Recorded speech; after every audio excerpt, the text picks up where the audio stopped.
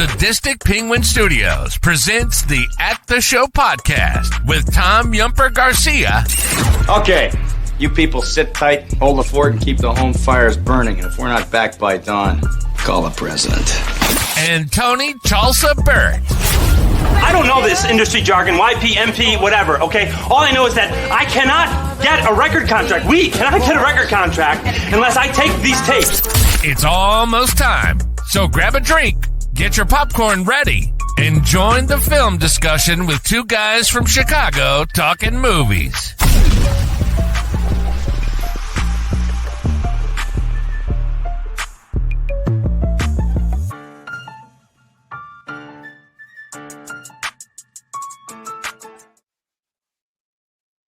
Hello and welcome to episode 33 of the At the Show podcast.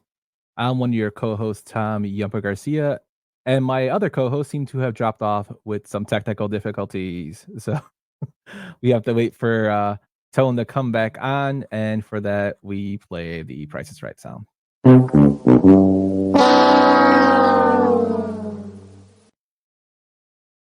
Promise no internet issues today. And he lied to us. But we got a big show planned for today. We are going to be going over our favorite slasher films, and we actually kind of dug into like some deep cuts in here. There are some popular ones that you might know, and there are some ones that you haven't heard of, which I'm really, really excited to get to. And he's back, everyone. He's back. Hey, Tony, you're back. Oh man, everybody. Hello. I just did a show a little while ago where now there was not one issue. And at the end, I said, I just promise I won't throw my computer. I'm not going to be angry. I'm glad I got a great host who knows how to handle it because I don't understand. But that being said, I'm glad to be here. It's going to be a great show. No more issues. Sam said, I must have said something mean about a soundtrack and he got scared. So scared he left. No, Sam, I'm here. I'm glad to be here. I'm so glad, and it was like the oddest thing because it literally kicked. It's never done this before. Usually, it literally kicked me out of the room, which was, I don't know what's going on, my man. There's ghosts in the computer. There's ghosts and behind us on our, which is kind of cool. A ghost face is just behind us. Yeah, he's playing with his knife, stabbing me because of my internet over and over again. Yeah, I'm gonna turn it off because it's kind of like hypnotizing me. But it's kind of cool. Like we're talking about, we're gonna go through our favorite slashers for today. But when our intro song plays, the waiting music that we have, you don't hear it on the audio version because you cut it out. But on the YouTube version, I love that song, dude. I like listening to that song like going to work. It's called Sahara Cowboy. It's like one of my favorite like instrumental songs. No, Sam. But I was just thinking about that while I was playing. I listen to that like at least every day. I don't know why, because I'm a weirdo, but one of my favorite songs. But how you doing, Tone? How you doing? Today's Friday? You just got through doing a great show with the Hookup on Music, and you ready to talk some movies today, my man? Oh, I am very much ready. These are some of my favorites, and I'm excited to dig through that. And I'm excited to talk with our first guest, always bringing classics. I'm constantly always thinking about the conversations that we have with her, so this is going to be exciting. Yeah, so it's another episode of Keelin's Cuts will be coming on right after we go through the what we've been watching segment, and she's got a film that I have not heard in a very long time. It's very old, and it's a short film. It's a Disney film, which I thought was pretty cool. But before we get to Keelin, let's go straight into what we've been watching. That's a me. And also, what were you just watching? So what were you watching this week, my man? A pair of Stephen King movies that I have been digging into. One, I believe you have covered on your 31 Days of Horror, and that is Stephen King's The Dead Zone. I am a huge fan of this movie for lots of different reasons. I like the storyline especially, which is really cool, but I also like just a lot of different things about it. Christopher Walken is amazing in the movie. Martin Sheen does a really, really, really good job. But the overall basis of the movie is about a kind of a man who has a kind of a psychic potential awakening happening with him after an accident, and he is able to see negative situations before they happen. The movie's kind of cool because to me it's kind of split in two parts, the first half and the second half. But Martin Sheen plays a really ridiculous role as that president, especially in the visions of what he might be doing in the future when he's like, push the button, push the damn button. But again, the movie is just loaded with lots and lots of classic lines and classic scenes. And again, Walken's at the top of his game. I hired you for your abilities as a teacher, not as a fortune teller. Now, don't give me any argument. The ice is gonna break. Again, if you're looking for top Walken, you're looking for, well, just a really good story. David Cronenberg, I can do a whole episode on him and doing really awesome, scary work with Scanners, Video Drone, Dead Zone, just a really great director. Really great movie. Of course, yeah, I know you like this one. What do you think? Yeah, I really, really like this film. I love King. As people have listened to our show know that me and my brother are like really, really huge horror novel fans. Like King is the king master of horror. We also read Dean Koontz. My brother like based his whole thesis of his masters for English on horror in a small time city, basically through like as a tribute to King and Koontz. Love the film, love the book. Actually, really like the TV show too with Brian from The Breakfast Club. Michael Hall. Yeah, Anthony Michael Hall. It's kind of one of those films that it's perfect for Christopher Walken because Christopher Walken is out there and in terms of his acting, and he does such a great job playing that person that's like kind of weaving in between two different realities, and in his mind he sees the future and he's also trying to focus on what's going on in his, trying to prevent that as well as dealing with it, which is just great film. Martin Sheen's in it too, and it made me laugh when you said Martin Sheen because I also picked the Martin Sheen film. But oh yeah, can I be honest with you? This is like the 10th time where I didn't even put that together, and I'm the one putting the slides together. And I've seen both movies, and I couldn't even realize we each picked a Martin Sheen movie, or as you know. But we'll get to that here in a second. Yeah, but great pick. My second movie here is a personal favorite of mine for lots and lots of different reasons. It is John Carpenter's Christine. The first time I seen this movie, I was in very, very good spirits to the point of inebriation where I've never enjoyed a movie so much for the very first time as I think I enjoyed Christine. I found it to be hilarious and probably the reasons I shouldn't have been laughing. It is extremely cheesy in the ways that I love cheesiness. The acting, everything involved in this movie is just to the top. What I like in these type of movies. Okay. Show me. You're looking for, Keith Gordon does a great job in Back to School with Rodney Dangerfield, but to me, I think he does an even better job here in Christine because, like, playing that ridiculousness of being a very dorky guy in the beginning to being like this scary, hard-edged, I'm going to try to be tough.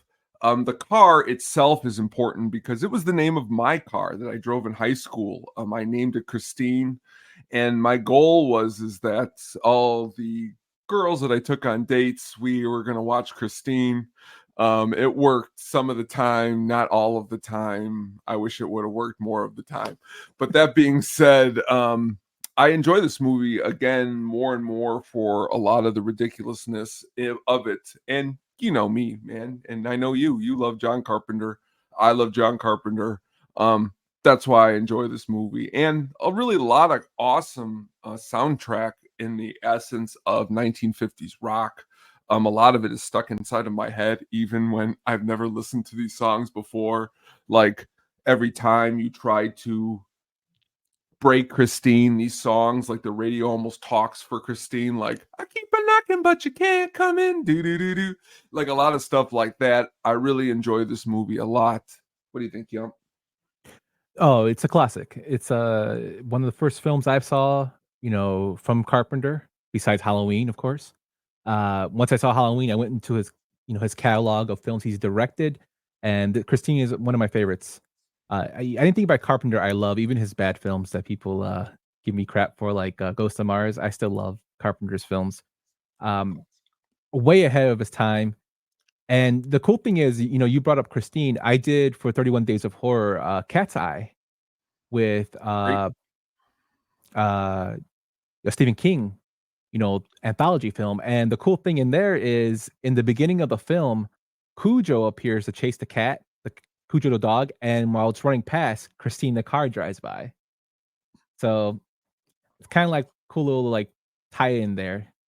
The But James yeah, Wood, real quick off sketch before we move on. The James Woods sketch in that is underrated. I like that one a lot. The smoking, yeah, but it's yeah, definitely, man. Stephen King, definitely always for me a lot, and of course John Carpenter. Great combination here.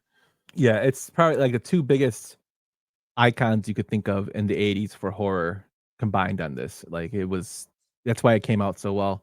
And Carpenter has like such a vision of directing. His dark, he knows how to atmosphere, like The Fog, Christine are two of his best atmosphere films. Even Halloween, one of his first films. He has a really, really good way of setting atmosphere, and I think he does a great job in Christine. And people might think, oh, it's kind of stupid that that car comes alive, but it's believable in the sense that it's creepy. And when you were talking about using the radio to make Christine talk, that's kind of been used in movies now. I mean, if you think about it, Transformers that came out with Shia LaBeouf, they used it for Bumblebee. So Very it's true. kind of influenced stuff in the future, but it came from a horror film, which I thought was pretty cool. Very, very true. Awesome facts. Yeah. So two great picks, my man. Thank you. I'll start with the Martin Sheen film that I watched. It's actually a film called The War at Home, and it stars Emilio Estevez, Martin Sheen, and Kathy Bates as a Vietnam veteran who comes home and suffers from PTSD. It's based off a Broadway play called Homefront, and the great thing about this film is it's not really recognized, like not really modernly known or not really distributed to a bunch of places. I saw it on HBO a long time ago, and it took me a while to actually track down the DVD because it just started reissuing them maybe about 10 years ago. But this is Emilio's directorial debut, and he wanted to have this film made, and he actually did the Mighty Ducks 3 as a way to pay for this film, which I thought was pretty cool. It just shows tragedy and whatnot going through, Vietnam as a veteran. And Martin Sheen plays the dad, and Kathy Bates plays the mom, and they kind of have, it's the dad's a very proud man, American. They do the Thanksgiving dinner. It's set in Thanksgiving, and you hear Emilio Estevez having nightmares. They have that relationship, and you got to watch the movie to see how it plays out. But to me, it shows really, really the impact that PTSD has on veterans. And I know veterans who have it. I used to be in psychology was my first job out of college, and that was my degree in bachelor's. So it's tough, man. It's really, really tough. And war it just affects people so harshly, who are involved in fighting it or even just having it happen to their country. So it's one of those emotional films. I like to watch as like to cleanse the palate. So I watched a lot of horror movies this month, like cleanse the palate. And it's one of my favorite films to go to. It's also a very, very well done film. What have you seen this one, Tone? Yes, I mean, I'm a really big Kathy Bates fan. So back as you were mentioning earlier with John Carpenter, I mean, I do this with everybody, music, everything. I go start and I try to go through it all. And this is a really great performance by her. I mean, as the mom, and then I'm a big Martin Sheen fan. I mean, I love him since Apocalypse Now, since I've seen him in that. He's great, even in Wall Street. I probably like him more in Wall Street than I even like Charlie Sheen, but that's a different conversation. He's a good actor. Emilio, again, I've always liked Emilio. So like seeing Emilio in anything and, and him being able to shine in this movie, especially directing. And I also like to look at things that like, it's kind of cool when you get to work with your dad in a way, and to see it on screen, especially in a performance like this. Martin Sheen is just really off topic on Martin Sheen. One thing I thought that was always really cool about Martin Sheen, here about 3 hours down south from right around where you live, is where James Dean is from. On many, many, many, many occasions, Martin Sheen has made an effort to go to this town to make sure that the perseverance of James Dean's career and what he was, and there's a museum. But he has taken money and time to do that. And that's something small. I know he's done a lot more bigger things than that, but Martin Sheen just seems to be a really cool guy that, like, honestly, this is a performance that it's really cool. So good pick, Yum. Yeah, thank you, man. Thank you. And yeah, Sam, I know what you mean. I got that from your context. Um, but just a powerful, powerful film. And if you haven't seen it, check it out. I believe you can watch it on Prime. If not, the movie costs like $7. I got it. If you can order it from Amazon, it's a very, very good movie. It's worth your time. Um, but unfortunately, I kept hearing about this film called The Poughkeepsie Tapes. Now, it's a horror film. It's kind of shot in the discovery of like a mockumentary, I would say. And this came out during the time of Paranormal Activity, where it was kind of shot more in a documentary, so a mockumentary with the cops trying to look for a serial killer who hadn't been caught, and they find tapes. And it's over, I think, 200 tapes, and it's basically him showing his murders and a woman he uh, kidnapped, and basically they're trying to put the pieces together and get the information out there to the public so they can, find this guy. Now, for low budget films, I'm a big fan of finding different stuff. I really, really love this film called The Last Broadcast. So be tuned out to 31 Days of Horror. I'm gonna be doing that this month as a, just spoiler alert there. That film actually set the standard for the Blair Witch Project, which is another found footage film I liked. I liked the original Paranormal Activity. After that, I think it kind of went downhill because the nostalgia of it and the mystique of it was kind of played out. That's just my opinion. But this film, I couldn't really get into it as much because the acting is really, really bad, in my opinion. And it's not the scenes of the torture or with the victim and the serial killer. The serial killer played a good part. It's more of the people doing the interviews. You could tell they were really trying hard, and I'm like, I'm not an actor, so I'm not gonna who am I to say anything, but it just wasn't. It kind of took away from the film for me. And the concept, well, I know what they were trying to do, it just didn't work for me. Um, so it's not a horrible film. It's a little tough watch with some of the killing scenes, but it wasn't as creepy as people have told me it was. Have you seen this one, Tom? Unfortunately, no, I have not, Yump. And I don't. I'm trying to think how to broach the subject because it's one that I know. I know you got your naturals and your The Doors movies and the movies that that I like, that I know that that you don't like. And I don't know about. I'll never forget going to see Blair Witch in the movie theater, and I walked out of the movie theater and I was hot, man. I was furious. I don't know. I mean, but you saw it and you liked it. So obviously we saw something different. Um, what I saw was a waste of my time and that, but I've also heard maybe it was because you were maybe saw it a couple years younger than me. So it was a little bit more scarier for you. And I could see that too with some of this stuff. Especially I'll be honest with you, I've never watched Paranormal Activity 1 because since that first Blair Witch Project, I've been so skeptical. But you say it's really good, and I've heard good things. I'll watch the first one, but I'm not going to watch the fourth, the fifth, the seventh, the 20th, because to me, as you stated, it seems a little redundant, as does this movie by your description. Yeah, and the Blair Witch didn't really scare me.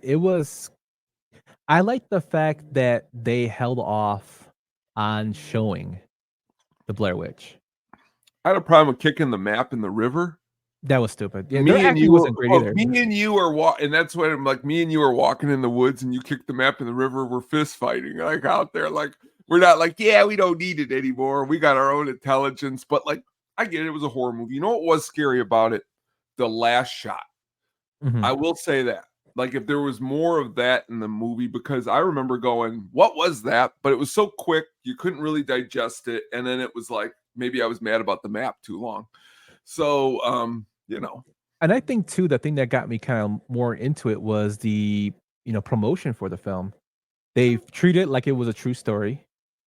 They had their own website saying the actors were missing. They made them go off and like kind of hide for a little bit.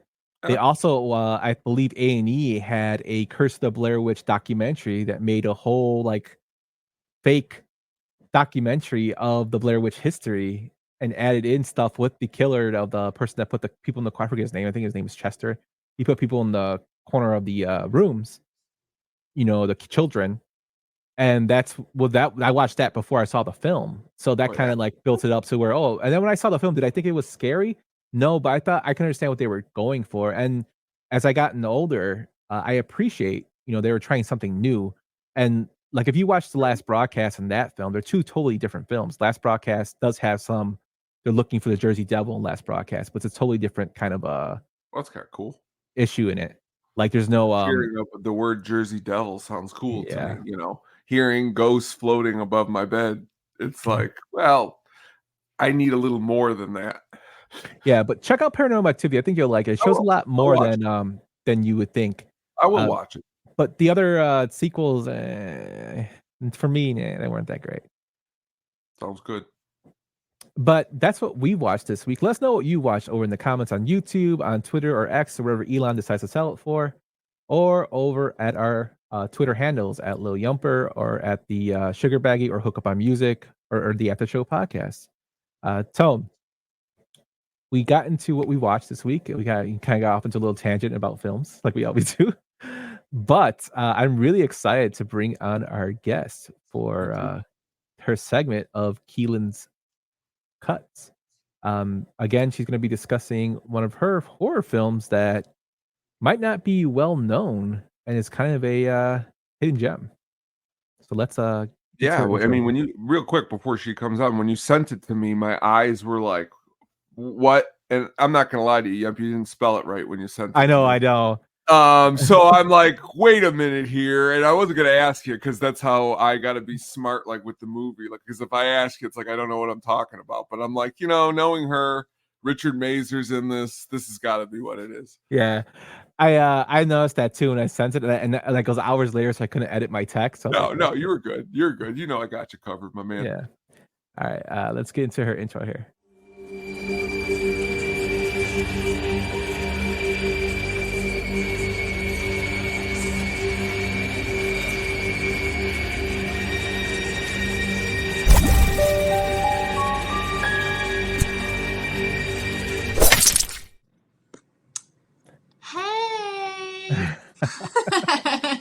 Miss Keelin, how are you doing?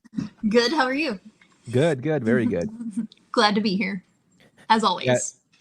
Tony said it already. I spelt the movie Bogedy. Oh, boggity. Yeah, boggedy. That's what I was like. And I went to like 17 different sites and put Buggity. I'm like, nothing. It's gotta be this movie. It's gotta be. I felt so bad. I'm like, I was like, oh my God. But hey, did I spell it wrong? I might no, you spelled it right. You spelled it right. It was just me. It was just me being me. It happens. Yeah.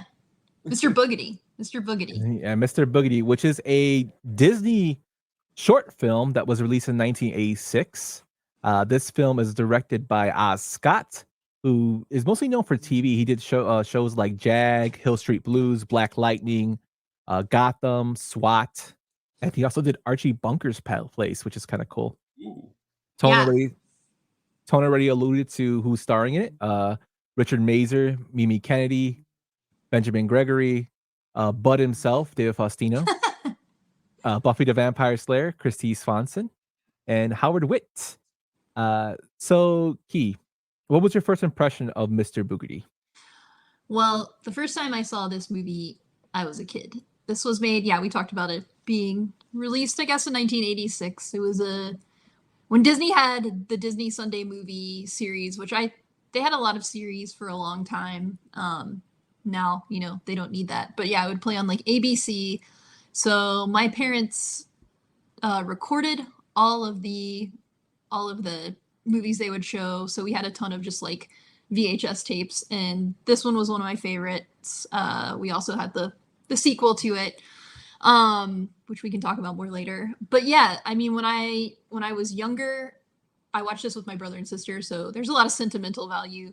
But I think what's interesting about it is that as I've gotten older, I appreciate it in a different way. I feel like it's definitely one of those movies that, yeah, your kids can watch it, but also as a parent, you might it might hit differently. Or just even as an adult. I'm not even a parent. So yeah, I think that's kind of why I think about it like every year, which is really weird. I'm like, what am I, 5 still? Maybe I am 5.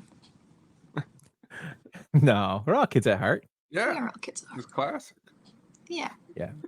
So did it live up to like its 80s charm, like you might expect from like made for TV Disney films? Like I remember, one of my favorite made for TV Disney films, and it was a 90s film, is Brink. I love Brink. I don't know why. It's about skating, if you guys have not seen it. It's very corny, but I love it. Me and my brother still love it. So, Disney was putting out some bangers, man. They had Brink, Smart House when I was growing up. Mr. Boogedy came out a year after I was born. So I didn't watch it right away. I had to go back and watch it. But did it live up to like your 80s, type of for a Disney film? I think so, because I mean, if you watch it now or if you watch any clips, most of them appear to be from somebody's like VHS tape, and like thankfully they've held on to it. I don't know if on like Disney Plus they have actually still have it. So I mean the nostalgia is like baked in there. But yeah, I think the funny thing about so many kids movies from like the 80s and before is like, well, they're actually kind of like messed up, where it's like this could actually be very scary for a child. So I think there is that element that very much I feel like is of the time. And then also, the cast, like you named off 2 heavy hitters that were child actors of the 80s and into the 90s with Bud and Buffy. And then, I mean, Richard Mazur's like 80s dad. I think he's my favorite 80s dad. I mean, Richard Mazur is just great.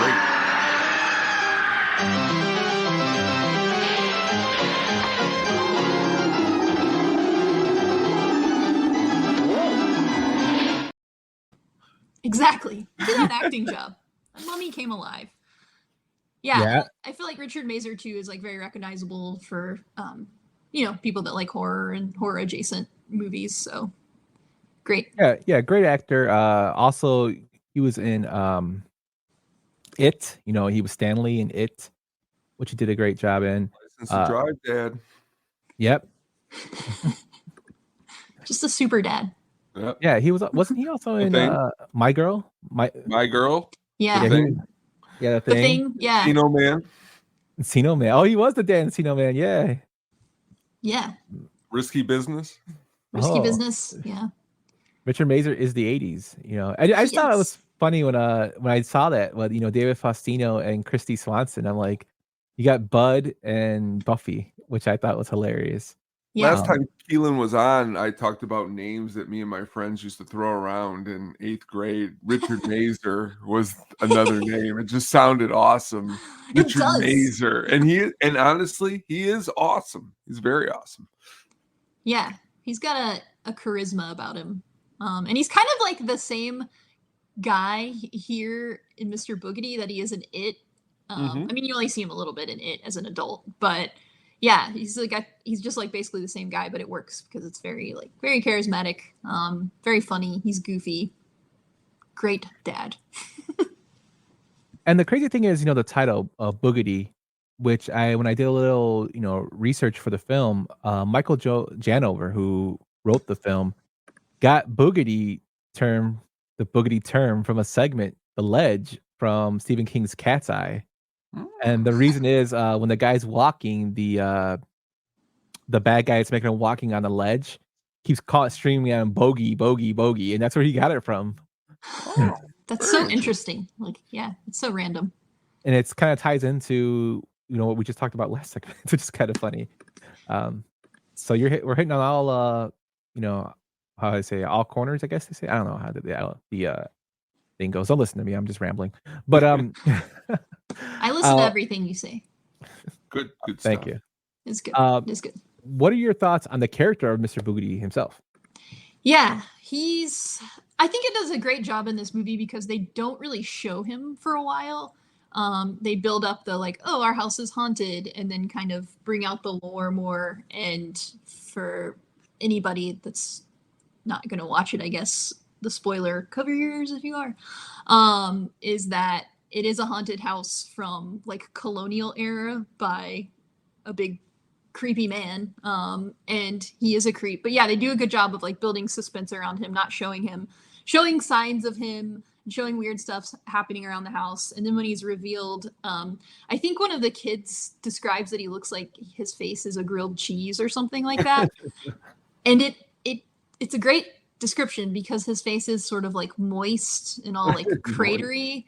Yeah, and I think he's pretty creepy. I think his voice is creepy, and then his lore is creepy. I think it makes him a little less mysterious, but yeah, he's an imposing figure, which is so nice. Like that, and with Richard Mazer like being a goof and kind of joking about him are great combined. Yeah, I would agree. I love them. Like I said, less is more sometimes, especially when you don't have the special effects of like a big studio. And like in talking about the special effects, how'd you feel about the visual effects and practical effects of the film?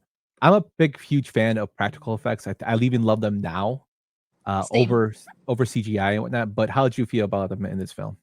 Yeah, absolutely. Same. I love practical effects. I think that's one reason I like Jordan Peele a lot. Is that he still does a lot of stuff with practical effects. I respect him just for all the work put in and the creativity, but then also they're so much more effective sometimes. So even though this movie is kind of goofy, I think it ends up looking pretty good because of all the practical effects. They do, whenever they're showing kind of Mr. Boogedy's lore and like flashbacks of colonial times, they make it, it's like a smoke machine kind of, but it's like makes it very dreamlike and hazy.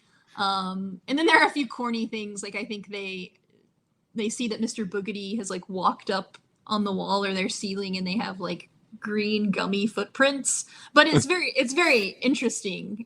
It gets the point across. So yeah, I think it's fun. Obviously not like like Oscar winning, but it's interesting and I appreciate the creativity without CGI. Great. Yeah, would totally agree.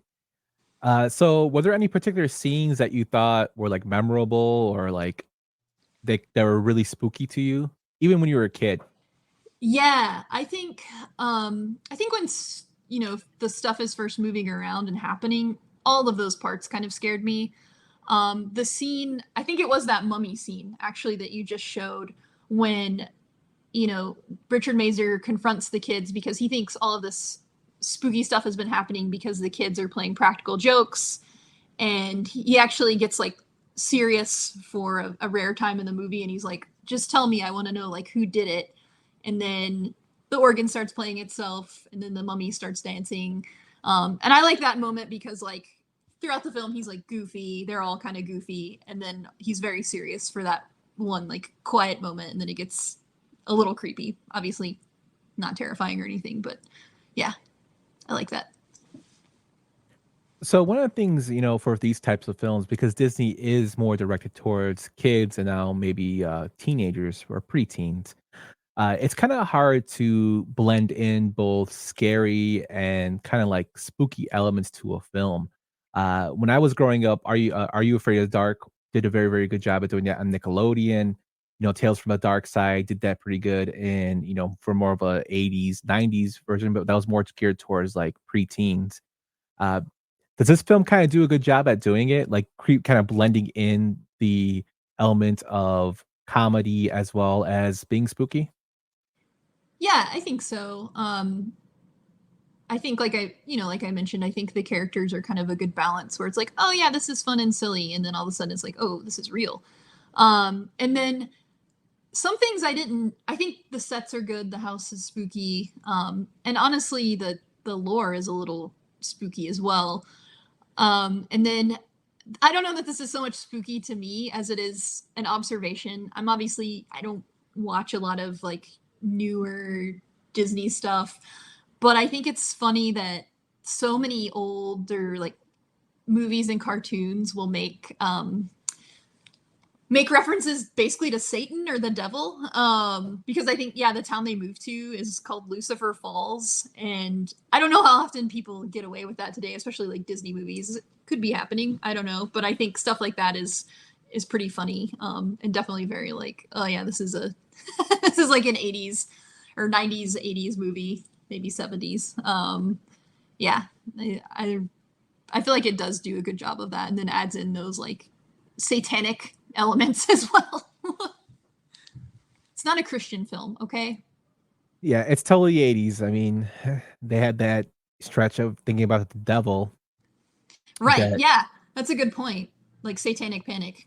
Yeah, so I'm guessing that's why it was pretty predominant then. But I mean, it's starting to make its way back now. I mean, we just had what Night with the Devil was a film, and the Exorcism films, and the possession films are coming back. But given that Mr. Boogedy was originally made as part of Disney's Sunday movie series, you think it still holds up today for like a modern audience, or is it more geared towards nostalgia? Like, do you think as a more modern audience can actually watch the film? Yeah, that's a really good question. We lost Tony. Yeah. Bye, Tony. He's been taken by Mr. Boogedy. I think that's a really good question. I was actually thinking about this myself. Like, could we do this today? I think there could be an attempt, but I don't think with the same elements it would be successful. I feel like from what I've noticed as time has gone on, people are like more, especially younger people, are more and more jaded about horror movies in general. They're like, ooh, I'm excited to see the scary movie, and then they come out and they're just like, well, that wasn't scary. It's almost like it's a test. Whereas I feel like I'm more like, yes, I will easily let this scare me just to have fun. So I wonder if that kind of shift culturally would let this stand up. Selfishly, I would like to see it remade, but yeah, I don't know if it'd stand up now. And then, I was thinking about just the entire like Disney series and all of the stuff they did. Like having this on ABC was such wide exposure. People didn't have as much access to things. Yeah, I think maybe not so much, but I hope somebody attempts it just because I'm curious. I don't think it would have the same effect. Like you said, I think nostalgia is probably a big factor. Yeah, I'm kind of like indifferent and kind of torn between the two because I recently watched The Haunted Mask for Goosebumps, and that's still pretty creepy. Um, Yeah. Even though it's geared towards kids. And then my son loves the I don't know if you ever watched it. It's an animated cartoon, but it's Ichabod Crane and the Headless Yeah. Horseman. I think it's a two-part series with Mr. Toad. But the Ichabod Crane and the Headless Horseman segment is pretty creepy for that. That's like in the 50s, I believe, 50s, 60s, Yeah. when the animated film came out, and it's still pretty creepy just for kids, and it's a cartoon. So Yeah. I think after I haven't seen Mr. Boogedy in a while, but I remember watching it and thinking about it. If you showed it today, I mean, some kids might think it's corny, and some kids might think, hey, this is older, but it still can hold up. Would I like to see it remade? Yes, but it has to be done correctly. Like, I don't want it to be just like they made Halloween Town 2, and I didn't like that. Yeah. Yeah. Yeah, I agree. Yeah, I'm just not sure of how it would hit now. So you did say there was a sequel to Mr. Boogedy. Like, tell us a little bit about that one. There is a sequel, Bride of Boogedy, which we also had on VHS tape. Thank you, parents. I don't know where it is now. Luckily, everything's like available online. And yeah, I think he goes back. Yeah, he goes back to the same family and basically tries to make the mom his bride. Is that right? I think it's his mom.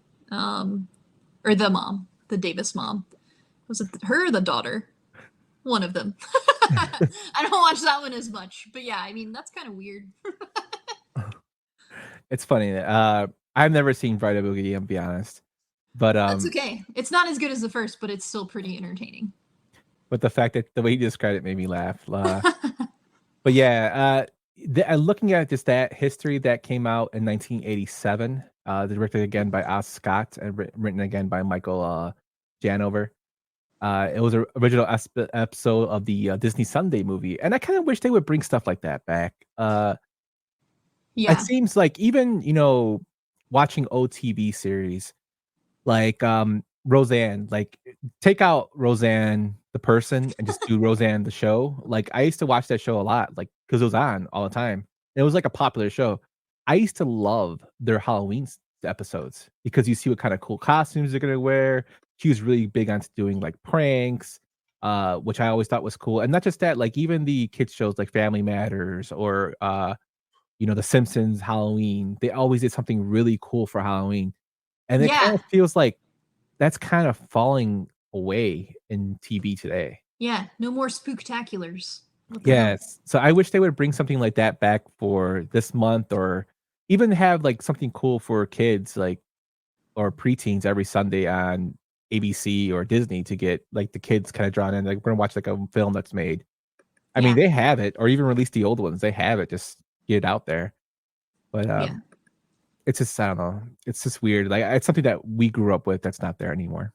Yeah. Another thing I was thinking about is just how, I mean, the idea of a Disney Sunday movie itself it's so weird now because it was almost like a TV version of like when people used to gather around the radio sort of thing. And I think another thing that's weird about it is Michael Eisner, the CEO of Disney, would introduce it each week. Like, how often do you see a CEO figurehead now? I'm okay with that, but that's kind of like weird to me and very interesting to me that he had so much of a face with Disney. And they did cool intros, like themed intros for each of the movies they did. So the Mr. Boogedy one is on YouTube, and it's very, very funny because he's like, "Oh, they're playing a joke on me." And it's like, "Nope, you're haunted. You're haunted, Michael Eisner." So that is something outside the movie, obviously. But when I look back on that, I'm like, that's so strange to think of today. Yeah, definitely. Tone, do you have any thoughts on Mr. Boogedy? I feel like Mr. Boogedy has gotten into my internet tonight, and he's going to haunt me even more later after this. And honestly, this picture and doing research for this, another one I really appreciate you bringing to the forefront because, I mean, come on, who talks about Mr. Boogedy? Nobody. You know what I mean? Just Nobody, me. which is exactly, well, me. which is awesome because, if you would have brought like, oh, here is Saw. And I would have been like, Saw, we've all, I don't want to talk about Saw. I want to talk about Mr. Boogedy. Noted. and Richard Mazer is, and Richard Mazer's great. He doesn't get enough love, Yeah. No, he doesn't. We should have Mazer Fest. We can make shirts. We're going to do a Mazer Fest, Yumper. You've heard it here first. I love it. We can do it. Eventually, if we ever get it going, we can actually do, I think Amazon, we have a Twitch channel, and I think we were eligible for watch-alongs with subscribers or followers. So I can see how look into that and see maybe one day we can do a film where we all just watch it cool. Mystery 3000 style. That would be cool. We can invite Richard Mazer. Yeah. Hopefully he's more receptive than what's his name? Buddy from Double Dare. When you did the video for Double Dare, we reached out to him. Baloney tagged him, and he's like, "I have no idea what you guys are talking about." Jeez. Cool. Yeah, but that'll be kind of cool. But Keelin, we love your picks. I love talking horror with you. I know we text back and forth when you go see movies and you tell me if they're good or bad. It just cracks me up because we both kind of have the same sense of humor when it comes to horror films, as does Tony. But that's why we love having this segment with you. Could just bring up new stuff that's old. Great stuff. Yeah, great stuff. Is there anything you want to promote, Keelin? No. You guys, everybody that's listening, always watch this show, or else Or else Mr. Boogedy will get you Yeah, that's true. He will take you as his bride. and make Oh. you watch Bride of Boogedy. He'll take you on a date to Oh, watch Bride of Boogedy. some people might be into that. They might be. It might be. Sam Slick says slick stuff, neat neat stuff. Mr. All right. Boogedy. Mr. Boogedy's probably slick. I can see that. He's all floppy, probably. Anyway, I don't know. I like his moistness is the thing that's always going to remember tonight. Looks like Moist face. he has boils in his face. So Wow. Wowie, wow, wow, wow. That's right. Boogedy. But thank you so much, Keelin, for coming on and talking to Mr. Boogedy. We would definitely have you on again this month if you have time to do one another of your Keelin's cuts. This is your month to shine for horror films. I'll keep it going forever. I have a horror problem. Thanks a lot, Keelin, and Yeah, we will see you again. Thank you so much for coming on. Bye. See you. The awesome Keelin for Keelin's cuts. Yeah, Keelin's perspective on horror is great. Like she watches everything, which is like just like me, like you, Tone. We watch pretty much anything that has to do with horror and film in general, and just great hit or miss. And I love the fact that she comes up with films that you haven't heard about in a while, which is always good to look into. But since Keelin is gone, we're gonna do a little commercial break here. So if you're listening to the audio version, we're gonna be promoting our new shirt for Penguin Voorhees that is on sale at Sadistic Penguin Studios, Big Cartel. Here it is.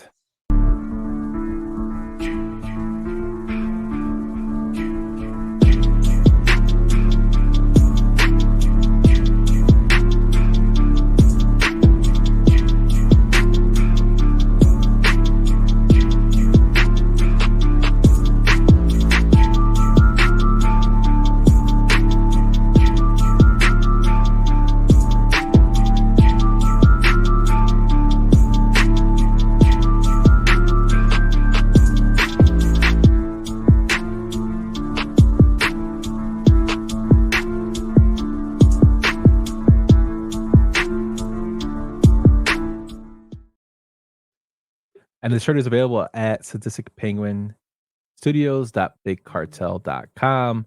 You can pick it up. It's a limited time. It's only for the month of October. So check it out. And basically all the funds go into the show. So thank you again for everyone who's bought one. And it's a pretty cool shirt, Tone. Very awesome shirt. It's really showcases again just our love for October. And honestly, the Penguin, just a little while ago, my 4-year-old daughter goes, "Daddy, what's with the penguin?" And I said, "It's our symbol, honey. It's our symbol." And that's what it is. It's an awesome, again, really cool, awesome Voorhees penguin. Sam says this soundtrack is a British commercial about the police. You know what, Sam? It is a copyright-free sound from somebody who did a mix-up. They're actually tagged in the commercial video, and they allow you to use it on YouTube. So that's why I did it. But yeah, it's kind of funny. It's a remix to Friday the 13th, which I thought was kind of cool. And I'm also really into hip-hop kind of beats, if you guys have noticed that. But that's just me. But I digress, as I say.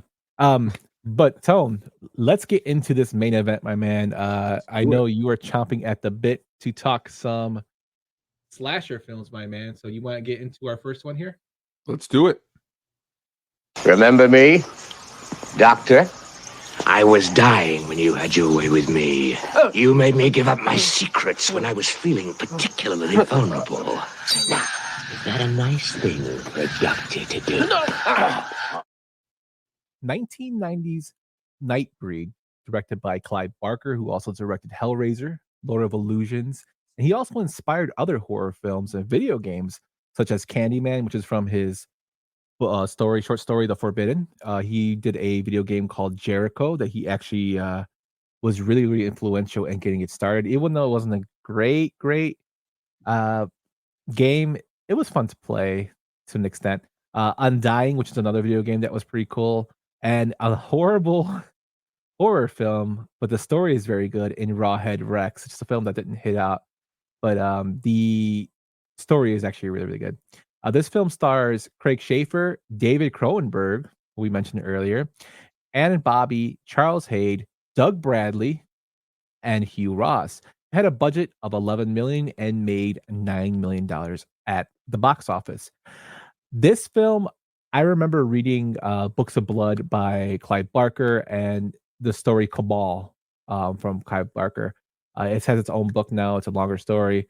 I really enjoyed Cabal, which is what this film was based off, and I really, really enjoyed that too. And so I went looking for this film, and I remember seeing this film like previews and commercials with the monsters in it, and I always wanted to know like what was going on in there, like what it's basically synopsis of the film is a guy believes he's a serial killer.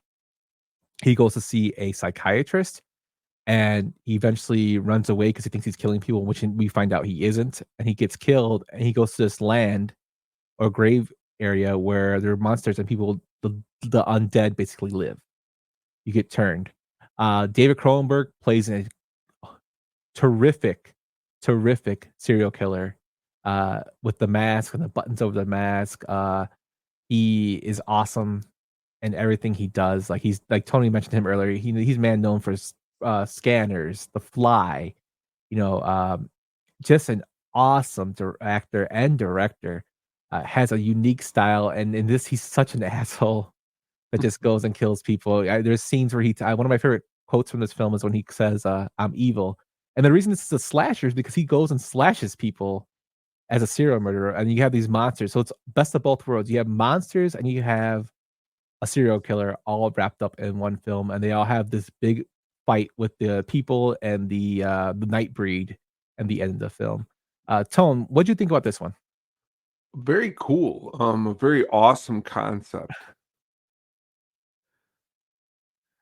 Sam says, Nightbreed is how I was conceived. Sam, that's a hilarious comment.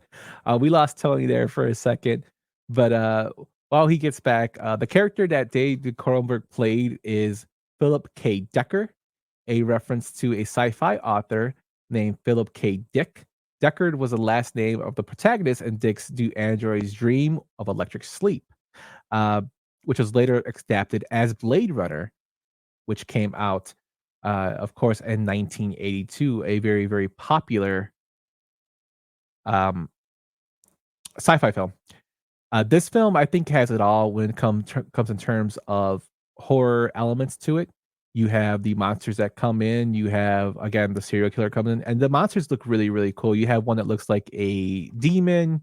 You have another one that's kind of like a chunky fat guy who has these like eels come out of his stomach. You have another one that is basically like a porcupine living person that shoots her quills at people. You have another one that can change into smoke and basically like kill people that way. Like you have a great scene where a person is left out in the sun. I guess as they're like vampires, they can't be out in the sun at certain times, and he basically turns into ash, which I think is a really, really cool special effects scene done by them. And then you have the character of Boone, played by Craig Schaefer, who's kind of like a dorky.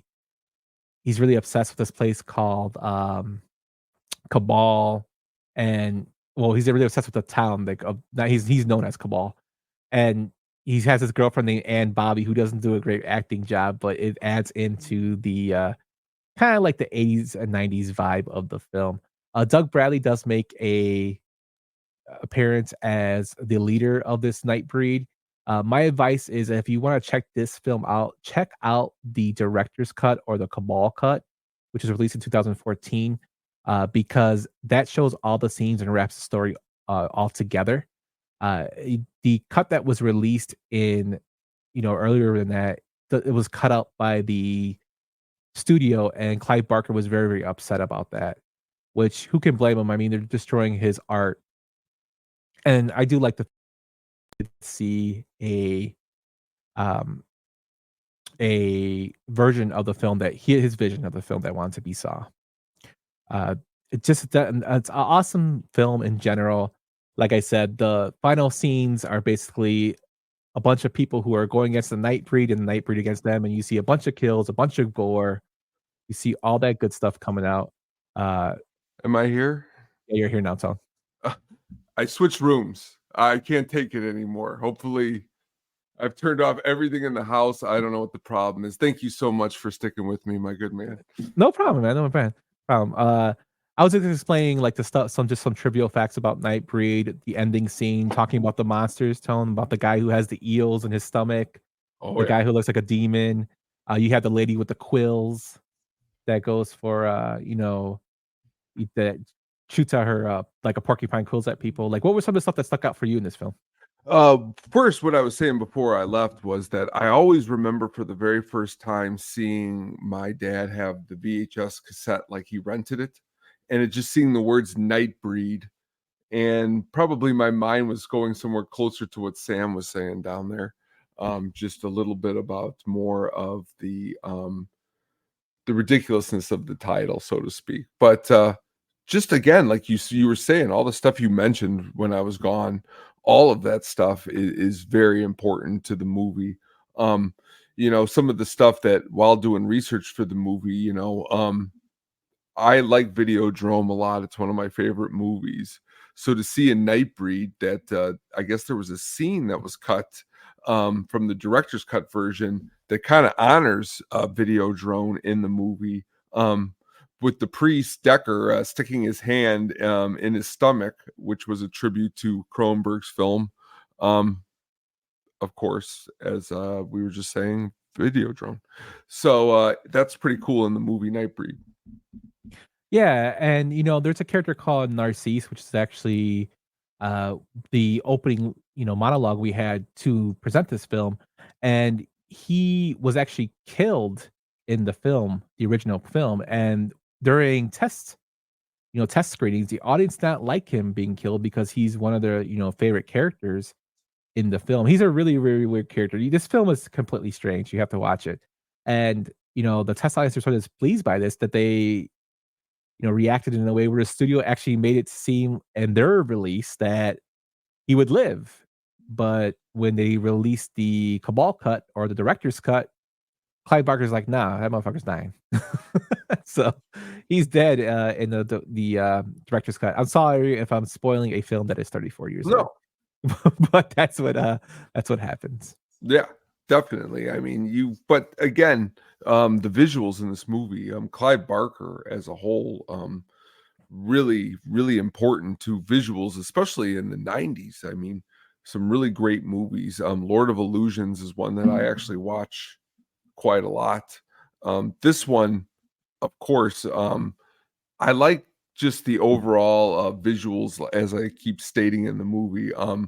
Honestly, what I like even more, I'm going to pull up here in a second, is the actual what was I going to say, like the poster for the movie when it was first released. This one right here, where it's like him standing with all the different souls from down below.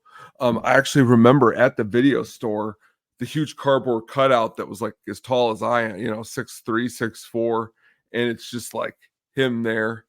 It's cool things like that you remember about these movies when they're released. Yeah, and you can actually check this film out on Netflix. I believe it's still on, and it does show the director's cut. So that's the best way to watch the film, is watching the director's cut.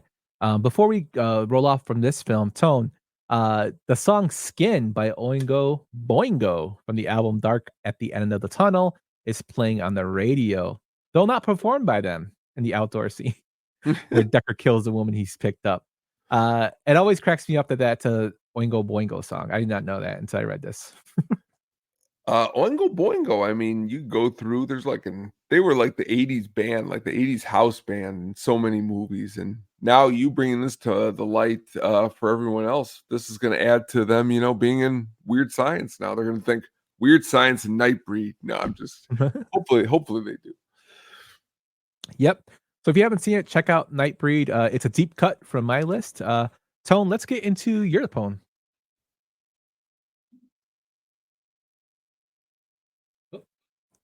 Hold on, my friend. There is a technical difficulty on my end, Mr. Tony. Oh, don't worry. I'm totally okay with technical difficulties. I'm the king of them. So Give me some I'm cover on sitting this in a one. room that I've never sat in before doing this. This is great. Yeah, for some reason I picked the same clip twice. Well, what's cool is that by coincidence here, I got you covered here. This is one of my favorite, most ridiculous scenes in this movie. Is Tamara here? No, you got the wrong house. You sure? The ridiculous is Tamara here. Yeah, no, seriously, you wanna hear something funny? Yeah. Is Tamara here? Wrong house. You sure? Yeah. I'm sorry. I'm sad and lonely, but remember.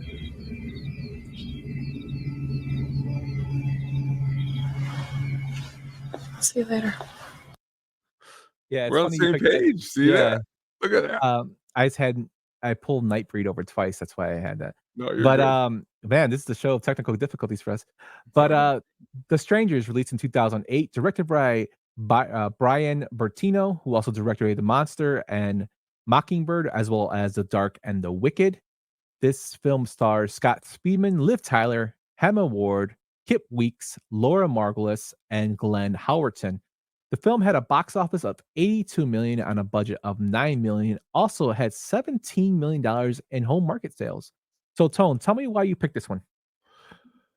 When I first saw it at the movie theater, really, really left me in the I was scared. Not really scared, like, oh my god, I'm scared, but scared in the sense of this movie, I see what it's doing. And the people I saw it with definitely were scared. Very much I like it to throw back. It feels like a lot of the old kind of, well, I don't want to say psycho, but like it's something along the lines of something that's going to leave you not, it's not cheesy, I guess is the word I'm saying. It's not like The Sixth Entry. It's not Friday the 13th Goes to Manhattan, which is a great movie. Don't get me wrong, but this Love is it. just a little bit serious in the more serious vein. What's really cool about the movie, though, is it's shot entirely with handheld cameras, which I think we were talking earlier about the Blair Witch. This is another movie that I think the way the director films it is so awesome. And but just to really get off same topic, actually, is the sequels are just so bad that I just don't understand what happened between the correlation between this first one and what they're doing with these other sequels. But in this movie, though, Liv Tyler does a really, really, really good job in the movie. Also, a really, really good job in the movie is Glenn Howerton. You may know him from, It's Always Sunny, but he unfortunately doesn't make it too long. But he does a really good job in this movie. Yeah, this film is very highly suspenseful. It's done differently in terms of most horror films with a psychopath in it. As far as trying to get into the house, just that scene we played twice. It's Tamara here, but the fact that she says at the end, "I'll see you later," it's still creepy, and you can't see her face because he tries to click on the light and it lights out. Just a strange film. The characters of the strangers are freaky. This, it can be real life in terms of people coming into your house and taking over and basically, torturing. I mean, there's worse things that have happened in the world, and it wouldn't surprise me if this was actually based off something that has happened or has happened that nobody really talks about. It's just creepy. And then the part where they meet the two kids passing out the Bible, the church stuff at the end, she asks for one and he asks, "Are you a sinner?" And she says, "Sometimes." Even the great Kurt Russell said this film always scared him. But that's I think it really drives home that point. You know what I mean? I think it drives home the point, as you stated, is it's scary. And what I like is the ambiguity too of the characters. You don't really ever know where they come from. You don't really know what the purpose is. They just show up and they really, really wreak scary havoc. Hmm. Yeah, and just going through my notes here, according to director Brian Bertino, the film is partially based on an incident he experienced as a child. One evening, a stranger came to his door and asked for someone who was not there and left. Then later, Bertino found out that other homes in his neighborhood had been broken into at night. They could have been casing his house. Not to this extent, but I mean, it's still pretty crazy, especially what's going on in the world, that something like this could possibly happen. That's true. Uh, and the cool thing about this film, Tone, is that they shot the whole film with handheld cameras or steady cams. So every shot had some camera movement, which is, I think, adds to the suspense of the film because you're constantly moving. You're constantly scanning the area. I love the fact that it's shot kind of in like a low contrast, dark light. So you can't really see what's going on to a certain extent that adds suspense to it. It's really, really well done. I didn't really like the sequel after this, but I really like this one. Very awesome. Great pick, my friend. Are you ready to get into our next one, my man? Let's do it.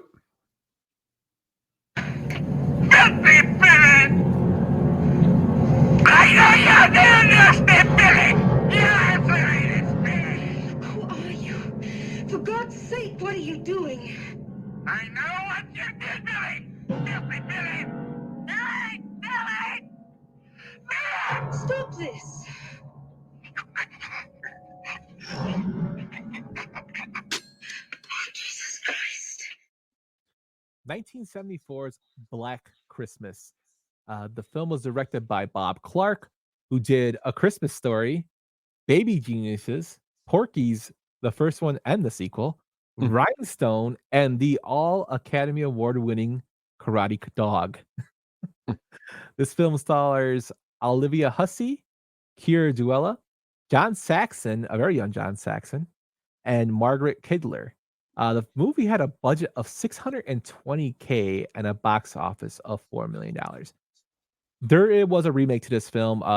The original blows it out of the water even till today. This film stands out to me because it's one of the first slashers that actually creeped me kind of out just because of the phone calls that he makes. And, the way you don't really know who the killer is. And even the ending of a film, you don't really know who the killer is. If he was this person or that person, you don't know. You know they blame it on somebody. It's very, very gory for a 70s film. And it's very terrifying in what it presents. Like somebody's in your house, you don't know where they are, but they're making phone calls.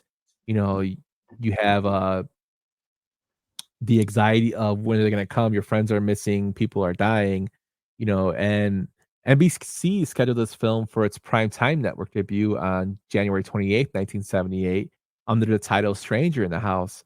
On January 15th, 1978, two female students at Florida State University were murdered by an assailant who broke into their sorority house where they lived.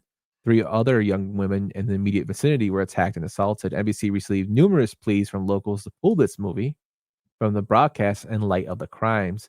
And after first stating that they would offer the local affiliates an alternative to the broadcast, they decided to just pull the plug on the movie altogether. Instead, the film Doc Savage, Man of Bronze, was shown. NBC ran Stranger in the House as a late movie on May 14th the same year. The perpetrator of those crimes was serial killer Ted Bundy. Ooh. So it's creepy, man. It's just it's kind of, even though it's not based off Bundy was after this film was made, but it still adds into like stuff like this can really happen. And I think that adds the more reality and the more real scenarios add more creepiness to it. Don't you agree, Tom? Yeah, I would have to definitely agree with everything that you said. The idea of somebody being, as you stated, like that's why there's another movie called When a Stranger Calls, where the guy's in the house and Carol Kane doesn't know she's in the house, and like he's like literally like painted like on the wall and you don't know he's there. Just creepy stuff like that. In this movie, I have to sadly admit I saw the remake first, and this is within the last couple of years, and then I watched this one, and of course this one is superior to that one. You have Margot Kidder in this one, which is great. Just a good movie, a great pick. Yeah, it really is. And this film was, again, like we talked about Bundy. This film was kind of inspired by Canadian serial killer Wayne Bowden, known as the Vampire Rapist, which is a pretty fucked up name. And his crimes inspired Roy Moore for the main plot of the film. What I liked, one thing that before you go on, is that I liked how the score was created with he used composer Carl Sidler used like knives and forks and combs and a whole bunch of other stuff to give that unique sound to the score. I thought that was cool. Yeah. And among horror fans, this film is sometimes credited as to come up with a popular convention of a killer calling the house. However, it was preceded earlier by the severed arm, in which a radio announcer is called repeatedly by the killer. That's soon, and that kind of happened in The Fog as well, right? Where they kept calling. Yeah. Which an radio announcer is repeatedly called by the killer, and then Mosey had a 1974 film. Mosey had the same thing, but it's still creepy. And like they used 3 different voices for the caller, for the killer to call, which I thought was great because it keeps you guessing on who it is. Yeah. It's just a really, really creepy film, and if you're gonna watch the remake or this one, I will go with this one. Yeah, definitely. So be sure to check out Black Christmas, and it was made for such low money and made like 4 times its budget, like more than 4 times its budget. But let's go on to another film that is one I have not heard in a very long time, Tone. The next thing anyone knows, Cropsy's trapped alive and burning in his bunk. They try to get him out, but the fire's so fierce they can't reach him. All they can do is stand outside and listen to him cry out in agony. They say he smashed his way through the bunk room door, just a mass of flames. And as he screamed out, burned alive, he cried out, "I will return! I will have my revenge!" The Burning, released in 1981. It's directed by Tony Malum, who also did Split Second with Rucker Howard, which cracked me up, White Rock, and Phoenix Blue. Tone, this film stars Brian Matthews, Leah Ayres, Brian Backer, Jason Alexander in his first feature film role, and Lou David. This is what the thing that cracked me up the most was when I was looking for budget. I always look for budget and box office. I could not find budget anywhere on the top sites like IMDb, Box Office Mojo, or The Numbers, which are like 3 reliable sites. All of them said NA for the budget, and all of them said this film made $315 at the theaters. Tone, tell me why you picked this film.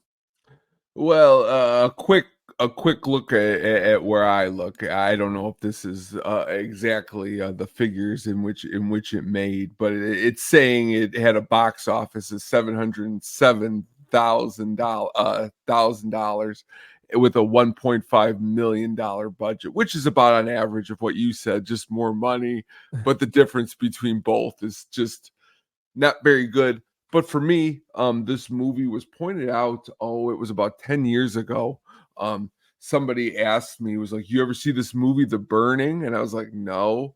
And then he started saying that what you played at the beginning, and I'm like, "No." He's like, "Tom Savini, he does the I'm like, "I love Tom Savini, Sex Machine." And he's like, "Yeah, you got to find this DVD." So me and Katie, we were actually out at my sister's in Illinois, and we went to like a used DVD shop, and I actually found it for like $12. Never saw this movie ever, and I'm like, I'm gonna buy this movie. He said it was awesome, and the movie it's awesome because it's definitely for its time.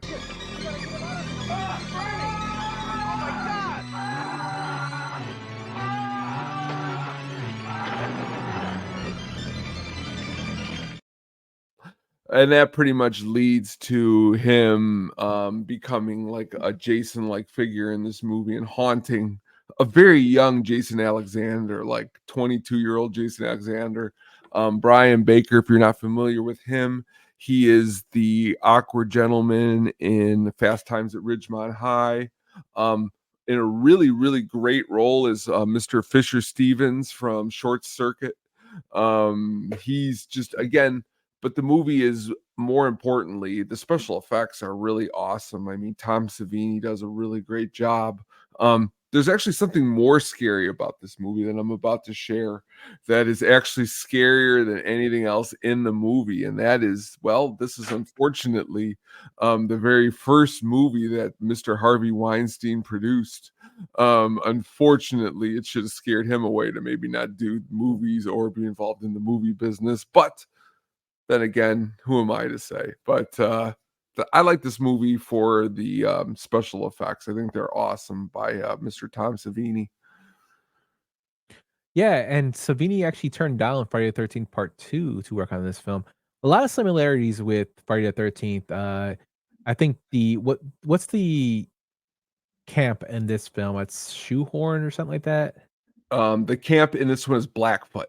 Blackfoot, yes. Okay, Blackfoot. And then in Crystal Lake, or they call it Camp Blood in the and it's kind of the same scene where they're going around the campfire and talking about Jason. And then this one they're talking about Cropsey, but still it's a good film. It's the shears, the gardening shears always cracked me up in the pictures. But Cropsey looks pretty creepy, man. He's definitely a creepy looking dude. And I love the fact that anything with Savini in it is good to me. I just don't like the fact that the Weinsteins were involved, but fuck the Weinsteins. But yeah, the film itself is a pretty decent slasher film. So this is a good pick, Tone. I haven't heard this film in a very, very long time. Looking for the deep cuts. So as soon as you said deep cuts, I have another one. This was my first deep cut here. Yeah, and then you hit it out of the ballpark on this one because I was like, holy, I haven't heard this one in a very long time. So we had Mr. Boogity today, and we had the Cropsey. burning. So we had two real big deep cuts on this show. But let's move on to our next one, my man, and we're gonna actually do a visual clip. So if you're listening on the audio version, we're gonna do a visual clip for the next film, and I will explain why.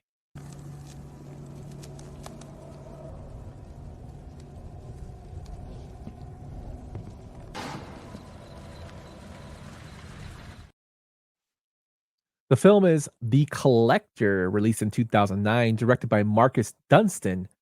He also did the movie The Collection, The Neighbor, The Unhuman, and All My Friends Are Dead. It stars Josh Stewart, Andrea Roth, and Juan Fernandez. This movie had a budget of $6 million and a box office of 10, as well as 2 million in market sales. Now, the scene I just showed was actually the collector, or the villain of the film, who basically takes a spider he sees, and he's very gentle with it in a house. He sees a spider under the flooring of a basement, in the ceiling of the basement, and he grabs it very gently and he lets it out a window very, very gently so it can go and be safe. While this guy is like disemboweling people, cutting people's heads off, putting hooks into people. It's just a total contrast of that scene right there, and that's why I wanted to show it. Also, this film, The Collector, doesn't talk. The Collector you see in the mask doesn't talk, so it's kind of hard to get like sound clips for this one that were very, very good. But I really, really enjoyed this film because one, it's gory, and two, it's a totally different kind of story. You're trapped in a house with a serial killer, and the film is based off a person trying to make money for his family. He's a thief. He goes and tries to steal something from this house that he gets a tip on. And it turns out that this serial killer has basically taken over the family inside there. He's kind of trapped in there to get people out. Very, very gory and very creepy. Juan Fernandez does a great job as a collector, and his visuals in terms of his mannerisms, the way he walks around, the way he just stares, and the torture scenes are brutal in this film.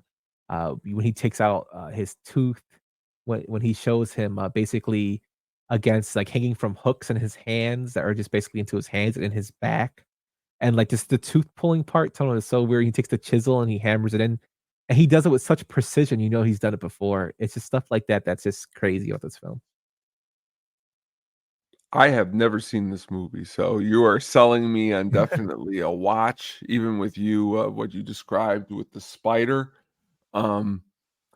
I'm definitely going to watch this one. I've seen the box, and I've always been curious because, I mean, the box looks awesome. I mean, but from the back, he looks like he's getting ready for a lucha libre wrestling match. But Yeah. definitely not that in this movie. This is definitely not the Jack Black movie Nacho Libre. This seems a little bit more violent.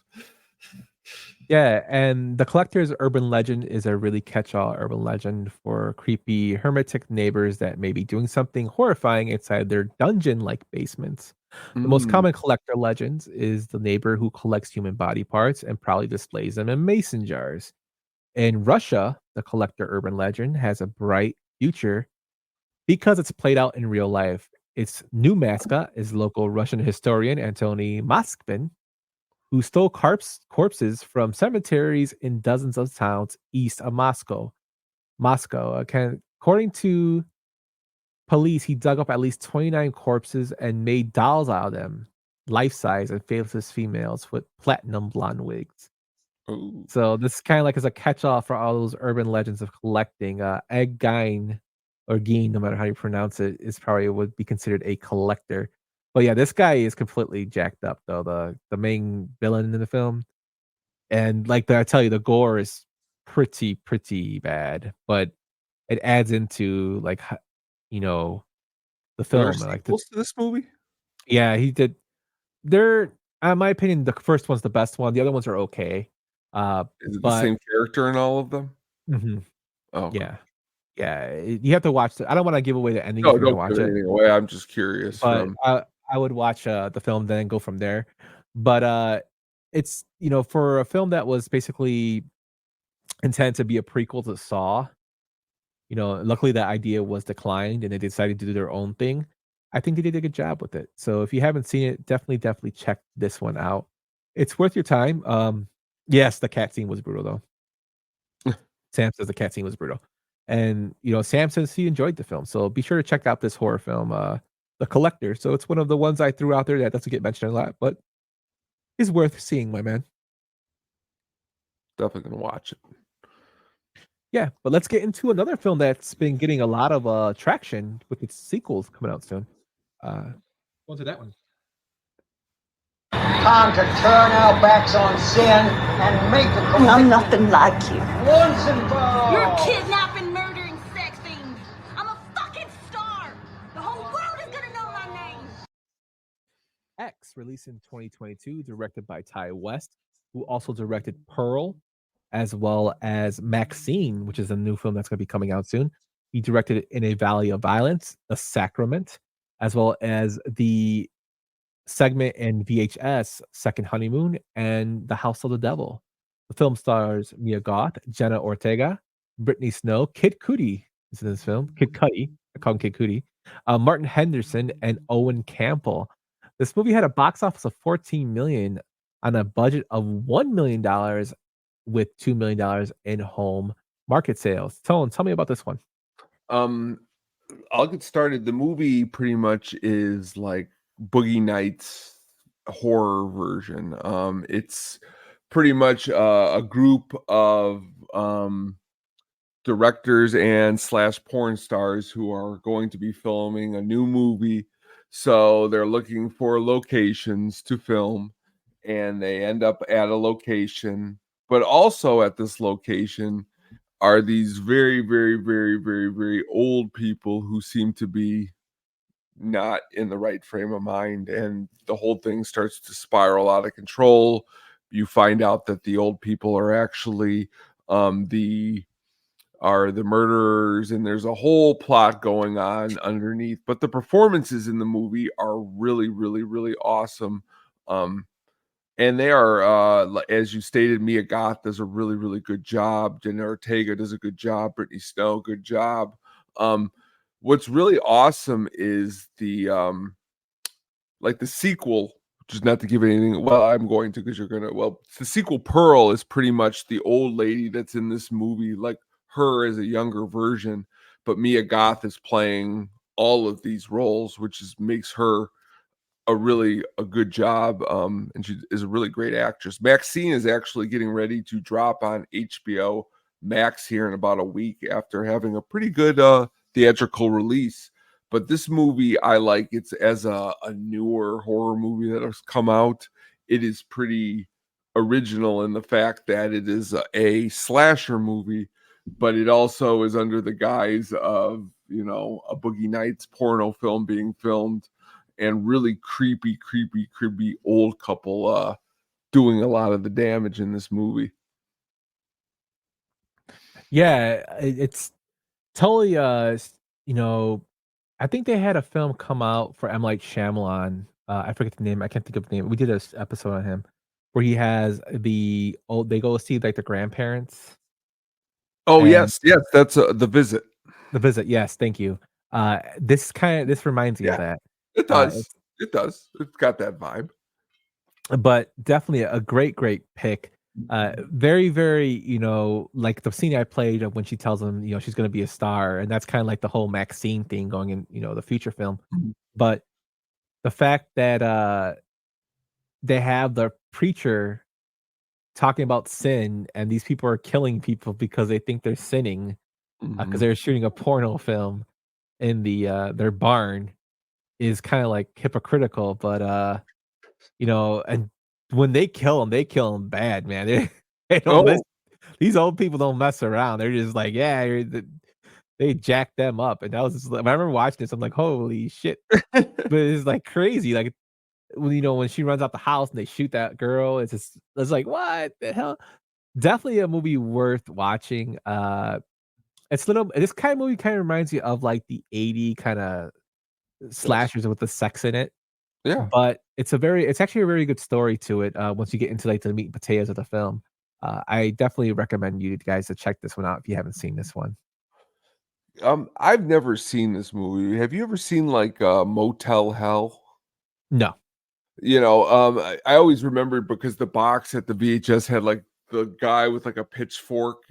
I always like these movies where it was like, there's a couple others that I can't think of off the top of my head where it like seems like it's an older couple that they end up going to the place and they end up like being like the actual killers when you're saying to yourself, oh, old people, they're not supposed to be killers.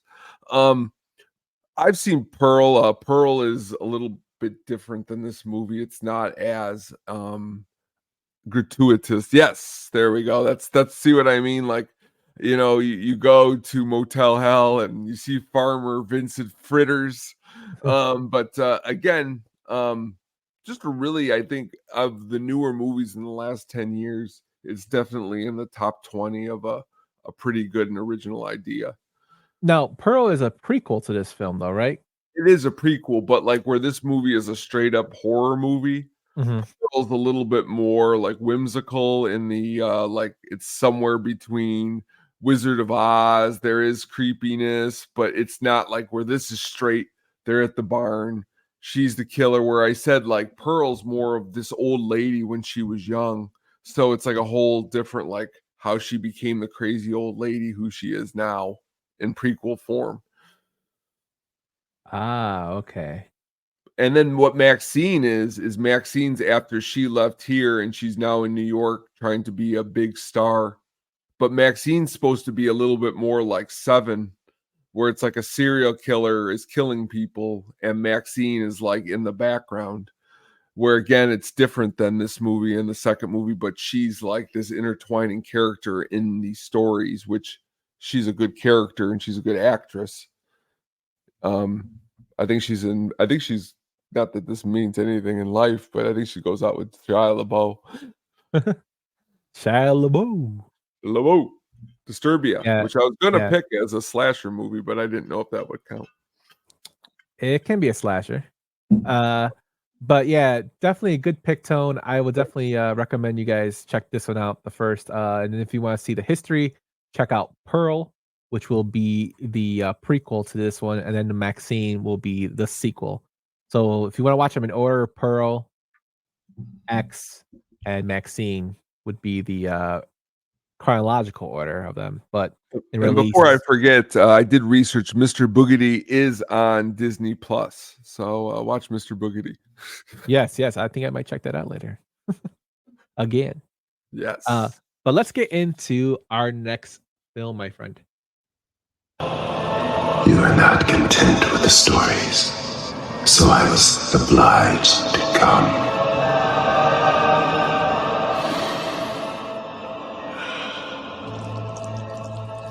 Be my victim. Be my victim. 1992's Candyman, directed by Bernard Rose, who also did Ivan's XTC, Paper House, 2015's Frankenstein, The Devil Violinist, and Immortal Beloved. The film stars Virginia Madsen, Xander Berkeley, Tony Todd, Cassie Lemons, Vanessa Williams, Mariana Elliott, and Ted Raimi, who I love the fact that he's in this film. This film had a box office of $25 million and on a budget of $6 million. This is one of my picks, and when it comes to paranormal slashers, this is probably one of my favorite films. Just because of one person, that's Tony Todd. His mystique, his voice just creeps you out. This is one of the few films growing up that actually scared me, and it's because it's based in the projects of Cabrini Green in Chicago. Growing up, like just because of Tony Todd, I thought he was creepy. I didn't understand the story, what was going on, but in terms of like his lore, they expanded upon it later. They told a little bit of it in the film, but they expanded upon it later in the sequels. But just his mystique, the way he talked, the way he hypnotized. I love the cuts of from waking up into your dreamland, and then basically waking up to maybe dead people around you or animals or whatever is there. It's really, really done well. It's shot very well. I love the scene of her coming through the mouth that's spray painted on the wall. That's probably like one of the most iconic scenes. Our friend My Sock Summer from the 108 podcast is scared of Candyman. He's talked about him, and he freaks out about that film. But this, just if you haven't seen this one, just the opening scene of them when they're showing it's basically the overview of Chicago while the credits are rolling, is probably one of my favorite parts. And then the remake, which is not really that bad.